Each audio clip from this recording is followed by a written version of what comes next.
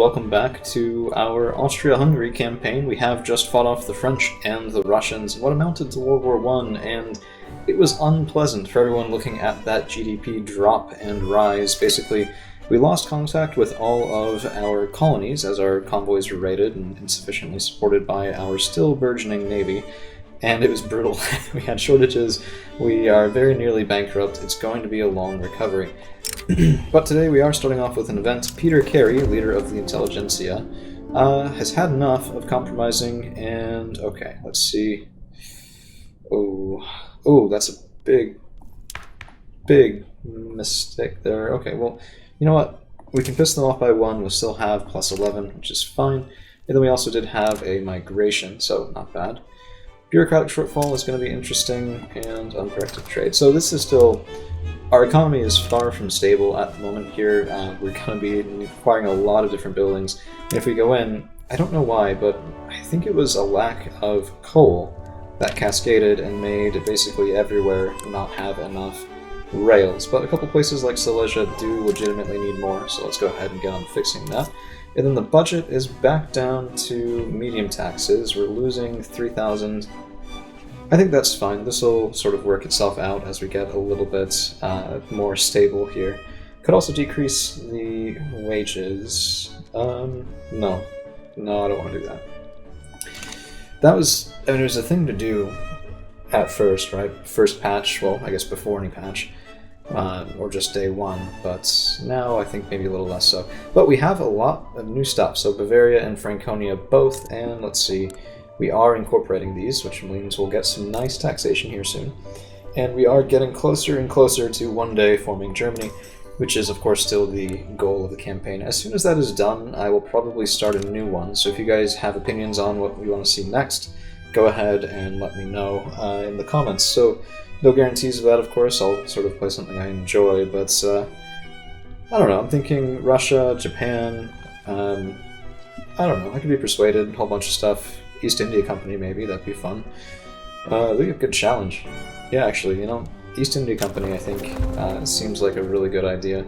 But another thing that we had happen with the war is a huge jump in radicals, and particularly if we look at where they are, they're in my urban, previously loyalist states. So when we had that threatened revolution for a while ago, it was all southeastern, and now places like Bavaria, Austria, Bohemia, Saxony, Brandenburg, they have all of the radicals. Now the reason for this is we had our standard of living up at 15, and it sank, and it sank really damn quick.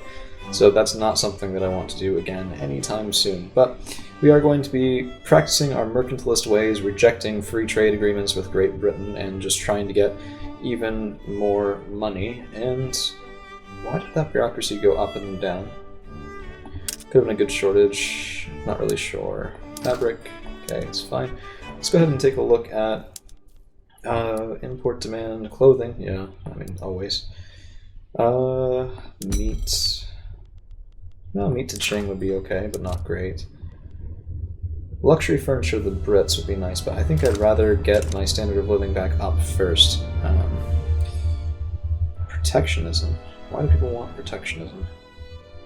That one I don't quite understand, but the nice thing is if we can raise our standard of living a little bit back up, we should drop these radicals pretty quickly and increase loyalists up to higher than they even were before this, so that is the goal. And to do that, well, let's take a look. Lower strata are pretty low, that's not great, plus 4.9% though. Overall not horrible. -7, geez. So our rich are having the time of their lives. Okay, so what's happening is our middle managers are spiking back and forth. That's what's going on. So every time we lose them, we lose the plus 10% bureaucracy. Every time we get it back, we get it back. That's a little annoying, to be honest, but nothing I can really do about it. Well, I mean, some things, but yeah, very limited. Let's go ahead to vacuum canning, get some more groceries. Should make our poor people that much happier. Academics versus... See, but I want to keep the capitalists, so I think that's fine for us. Holy! Well, our economy is not slowing down for anything, is it? Jeez. I thought it would take a while to recover from that. But we do have...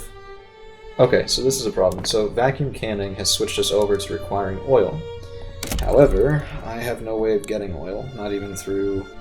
well, I mean, we could try through trade. It's going to be difficult to do because generally people don't produce a ton, so coupled by the British, which means that we're not going to be able to do vacuum canning, not until we at least do a couple other things. So we could go up to Sweden, Denmark.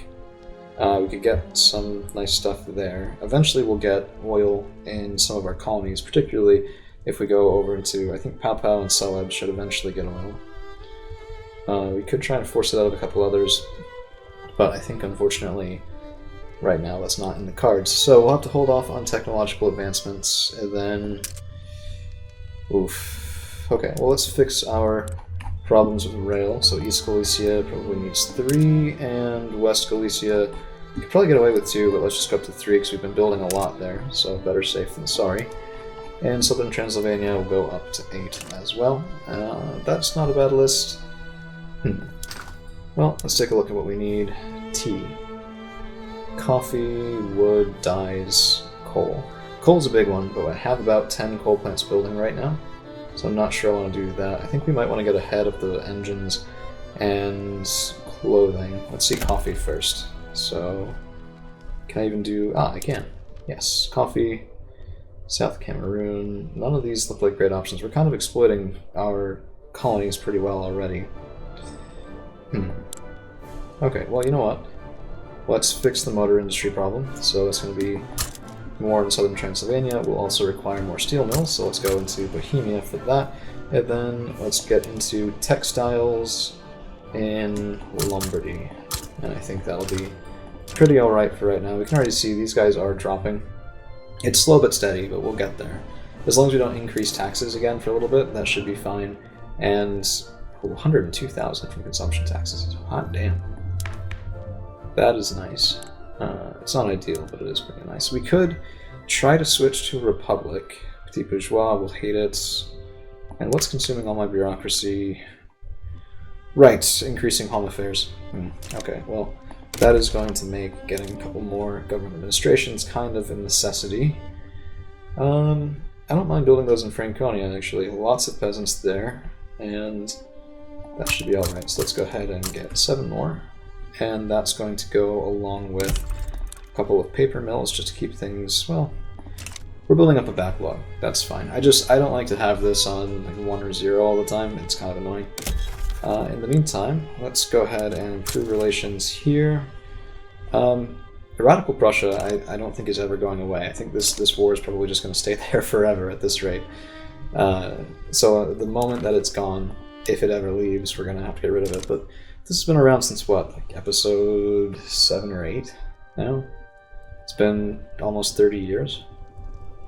That's not exactly great. In terms of technology, we are headed toward pump jacks, which should be pretty nice. But then once we do that, I would like... So combustion engine, I don't want to do yet because oil and all of those things. Capacitors could be good. I think... Ooh, man, that wind's picking up back there. I hope you guys can't really hear that too much, but it is what it is. I think what we want to do is we want to go to wargaming, which means military statistics first. But defense in depth could also be pretty nice for the army defense. Yeah, we're going to double down on our military right now for technologies anyway, because I mean our economy is going gangbusters. We're well ahead of the next best because France is still recovering from that war and not nearly as quick as we are. Some of this, by the way, is from Russia. We actually did manage to force them to give us about 20,000 in war reparations. So no complaints there. But I don't know. Let's go up to 4. Let's sort of wait this out a little bit. I think unfortunately that last war was devastating enough that it showed me, okay, well, I thought I had more of an advantage than I did. We need larger navies than we currently have just to keep our own economy alive, let alone do anything else. And that's going to take a little bit of time. And if we can make our men that much better in the meantime, so be it, right? Because if we can I think we also need more, so I'd like to bring this up to 500,000 troops.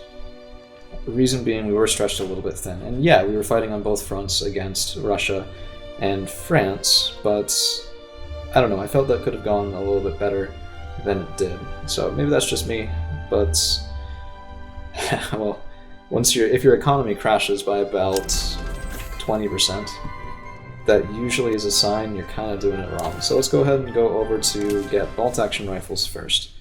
The reason being, so this will change production methods, and that will help us stave off arms shortages when we switch to 500,000 men for our army. So 1.07 thousand more made by that production method. Ooh, oil. Okay, nope, can't do that. Can't do that. Don't have any oil. Jeez.